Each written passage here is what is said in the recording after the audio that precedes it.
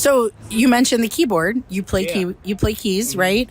So was that your first instrument, or? Yeah. The first I took piano lessons when I was 7 years old. My mom took me into Caldor was the name of the department store. It was kind of like Walgreens or like a Woolworths or Woolworths. Very much. Yeah. I'm old enough to remember Woolworths. I was gonna say I don't know. So Caldor was the local version of that, and she walked me in, and I distinctly remember her taking me to the record. She was gonna buy me my first record, and I remember I'm still a little guy, but I was a very little guy, and walking up to there was a record on the little stand, and there was a guy wearing a motorcycle jacket about to throw a rock at a glass house, and from the back, and it's Billy Joel, Glass Houses.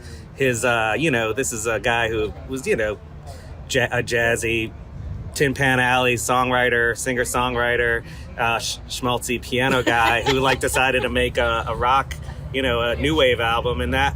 But when you're 7 years old and you see someone about to throw a rock at a glass house, I think I was the target audience. So I bought that. It was my first record, and it really, I could probably trace all my influences back to that, because he is the kind of guy who hops genres and sort of copies different genres. He's more of a writer than a unique stylist. He kind of, and there's You May Be Right is the Stones, and then there's a Beatles. There's all these pastiches on there, but that's kind of how I learned from being a 7-year-old, and I took